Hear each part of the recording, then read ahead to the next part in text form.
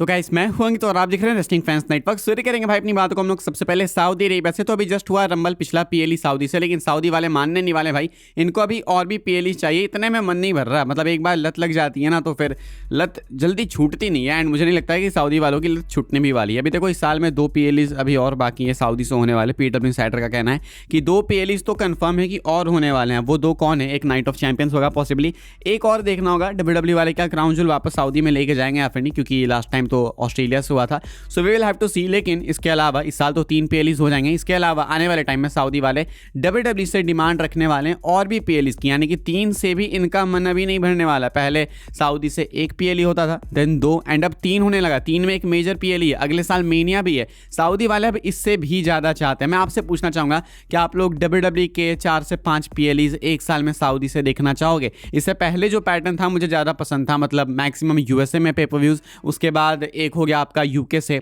ये एक हो गया मान लो ऑस्ट्रेलिया से, एंड एक सऊदी से। लेकिन अगर मैं होता ट्रिपल एच की जगह तो मैं ऐसा कुछ करता कि सऊदी से मान लो 2 पीएलईज हो गए एंड उसके बाद 2 हो गया ऑस्ट्रेलिया से एंड एक हो गया यूके से, यानी तो 2 सऊदी से, 1 ऑस्ट्रेलिया से, 1 यूके से, एक कहीं और से कर लो एंड उसके बाद बाकी यूएसए में कर लो आप अपने बाकी सारे पीएलईज। तो मुझे लगता है ये ज़्यादा बेटर होता था कि आप अलग अलग जगह पे घूम पाओ, अलग अलग कॉन्टिनेंट्स आप डिस्कवर कर पाओ। ऑस्ट्रेलिया चले जाओ, अभी अपने साउथ अमेरिका, नॉर्थ अमेरिका, जहाँ करना है यहाँ पर भी कर लो। तो अलग अलग चीज़ें हैं, ट्राई की जा सकती है। लेकिन सऊदी वाले फिलहाल ऐसा मुझे लगता है देख के कि डब्ल्यूडब्ल्यू को हड़पने की कोशिश में लगे हुए हैं। मतलब कि कैसे ही ज़्यादा सोच कर करके डब्ल्यूडब्ल्यू को अपने यहाँ ही बुला लिया जाए परमानेंटली। एक तो लिख के ले लो, आगे आने वाले टाइम में आपको समर स्लैम भी देखने को मिलेगा 2 नाइट होते हुए सऊदी से। 2 नाइट तो खैर इस साल भी है, लेकिन आने वाले टाइम में जो होगा समर स्लैम वो आपको सऊदी से देखने को मिलेगा। तो मुझे ये लगता है, देखते हैं फिलहाल क्या होता है। अभी इस साल कम से कम 2 पीएलईज और होने वाले हैं सऊदी अरेबिया से। आगे बढ़ते हैं भाई, हम लोग बात करते हैं अगली अपडेट के बारे में, जो कि Roman Reigns and CM Punk को लेकर इन लोगों ने बहुत ही क्रेजी नंबर्स ड्रॉ किए हैं। एक्चुअली मैंने इससे पहले आपको अपडेट बताई थी, तो मैंने स्टार्टिंग में 10 घंटे की अपडेट बताई थी कि 10 घंटे में 10 मिलियन।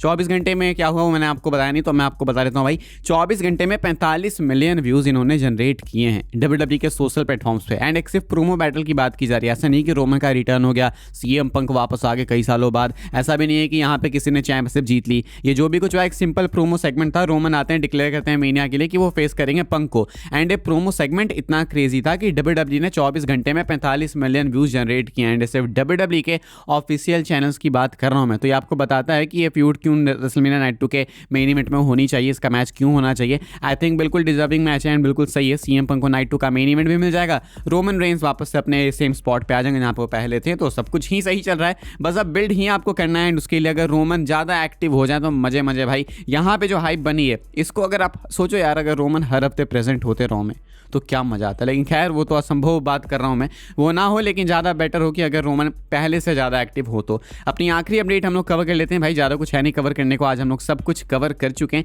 अभी मैं आपको बता देता हूँ भाई कि डब्ल्यूडब्ल्यू वाले क्या कंसिडर कर रहे हैं लेसनर को लेके। पहले हमने सुना था कि गंथर जो है वही लेसनर को रिटायर करेंगे। अभी भी डेफिनेटली उनके चांसेस हैं, Gunther can definitely retire Brock Lesnar. लेकिन अभी एक नया नेम भी आया है, ऐड हुआ है, वो है ओबा फैमी का। ओबा फैमी लेसनर का मैच डेफिनेटली हमको मालूम है कि डब्ल्यूडब्ल्यू वाले आगे जाके करेंगे। रंबल में फेस ऑफ हुआ है, टीज किया गया है। इतना ही नहीं, डब्ल्यूडब्ल्यू वाले कंसीडर कर रहे हैं कि ओबा फैमी से ही रिटायर करा दिया जाए लेसनर को। गंथर को छोड़ते हैं, गंथर को पीछे रखते हैं। तो एक मेजर चीज़ है, मेजर हिंट है। हो सकता है डब्ल्यूडब्ल्यू वाले रंबल में यही दिखाना चाह रहे होंगे कि देख लो भाई, आगे जाके यही है बंदा जो लेसनर को रिटायर करेगा एंड नेक्स्ट ब्रॉक लेसनर बनेगा। आई मीन अगर सही बोलूँ तो इतना भी बेकार ये डिसीजन होगा नहीं। लेसनर को लाइक रिटायर तो होना ही है, या तो इस समर स्लैम में हो, नहीं तो अगले, नहीं तो अगले, कहीं तो होंगे 2 से 3 साल के अंदर ही हो जाएंगे, शायद इसी साल हो जाए।